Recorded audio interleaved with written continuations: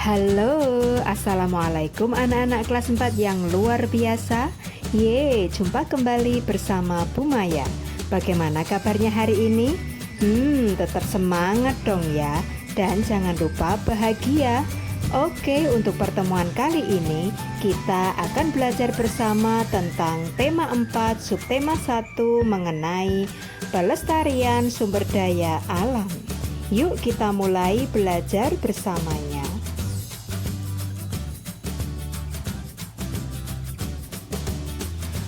Sumber daya alam atau SDA adalah segala sesuatu yang disediakan oleh alam semesta yang dapat dimanfaatkan oleh manusia. Tuhan menciptakan alam semesta beserta isinya untuk kita, untuk memenuhi kebutuhan hidup kita, beserta para generasi penerus atau anak cucu kita. Oleh karena itu, janganlah kita berlebihan dalam menggunakannya apalagi merusaknya. Coba kamu bayangkan bagaimana jika sumber daya alam yang berupa air bersih di bumi ini menipis. Pasti kita akan kesulitan menjalani kehidupan kita sehari-hari. Karena kehidupan sehari-hari kita selalu membutuhkan air bersih. Untuk selanjutnya, jenis sumber daya alam atau SDA berdasarkan asalnya ada dua macam, yaitu yang pertama sumber daya alam hayati. Sumber daya alam ini berasal dari makhluk hidup. Contohnya yaitu semua hewan dan tumbuhan yang ada di alam semesta. Kemudian yang kedua yaitu sumber daya alam non-hayati. Sumber daya alam ini berasal dari selain makhluk hidup.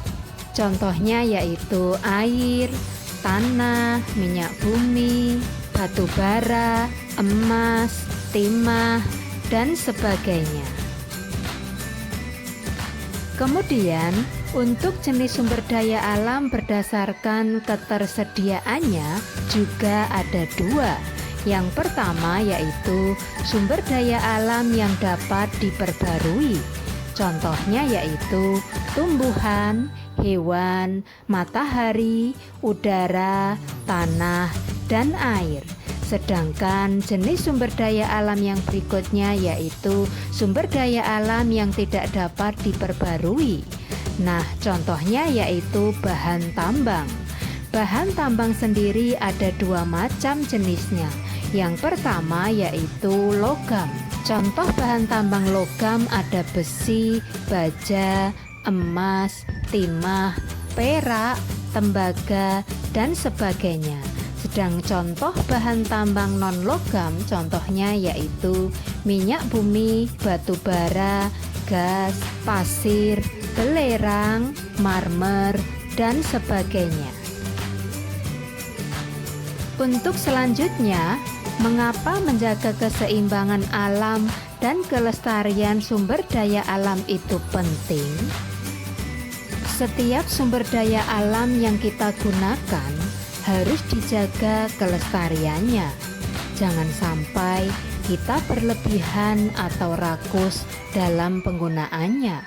Bahkan janganlah kita merusaknya seperti menebang hutan, mengotori sungai dan laut, menggunakannya berlebihan hingga beberapa hewan dan tumbuhan menjadi langka dan sebagainya.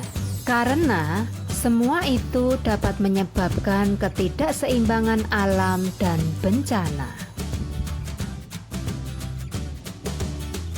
Nah, lalu bagaimana cara menjaga kelestarian sumber daya alam? Berikut cara menjaga kelestarian sumber daya alam yang berupa hewan, tumbuhan,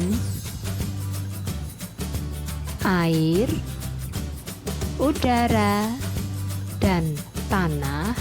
Caranya adalah sebagai berikut. Yang pertama, tidak berlebihan mengkonsumsinya atau menggunakannya. Yang kedua, mengembangbiakkan tumbuhan dan hewan. Yang ketiga, tidak memiliki atau menjual hewan langka. Yang keempat, membuat undang-undang perlindungan hewan langka. Yang kelima, tidak merusak habitat hewan. Yang keenam, kurangi menggunakan plastik karena dapat merusak tanah dan lingkungan. Yang ketujuh, tanamlah pohon sebanyak-banyaknya agar udara dan air bersih tetap ada. Kemudian yang kedelapan, jangan mengotori air sungai, laut, danau, dan sebagainya. 9. Tidak boros kertas karena kertas berasal dari pohon. Yang ke-10, tidak menebang atau membakar hutan. Yang terakhir, kurangi pembangunan gedung atau rumah karena jika tidak dapat mengurangi lahan subur dan pepohonan. Untuk selanjutnya, berikut cara menjaga kelestarian sumber daya alam yang berupa minyak bumi dan batu bara. Ini biasanya digunakan untuk membuat bahan bakar seperti bensin, premium, pertalite, solar, dan sebagainya. Nah, cara untuk melestarikannya yang pertama yaitu tidak berlebihan menggunakannya. Yang kedua, jika akan pergi ke tempat yang dekat, jalan kaki atau naik sepeda saja. Yang ketiga, gunakanlah bahan bakar alternatif. Yang keempat, gunakanlah kendaraan umum jika akan bepergian ke tempat yang jauh. Oh iya, tahukah kamu tanaman bakau? Nah, berikut contoh tanaman bakau. Tanaman ini sangat penting bagi kita. Tanaman ini merupakan salah satu tanaman yang dapat hidup di air asin atau air laut. Nah, apa saja manfaat tanaman bakau? Yang pertama, untuk melindungi pantai dari erosi dan abrasi agar tidak terkikis oleh terpaan ombak. Rumpun-rumpun bakau mampu menyerap energi gelombang yang datang sehingga hanya riak gelombang yang sampai di sisi pantai. Kemudian yang kedua, dapat menahan rembesan air laut ke darat. Yang ketiga, sebagai penangkap zat-zat pencemar dan limbah industri serta mengurangi polutan di air laut. Yang keempat, menciptakan udara pesisir yang bersih dan segar karena daun bakau dapat menyerap gas karbon dioksida dan melepaskan oksigen ke lingkungan. Yang kelima, menjadi habitat alami hewan darat dan laut. Yang keenam, mengurangi dampak bencana akibat gelombang laut seperti badai dan gelombang pasang.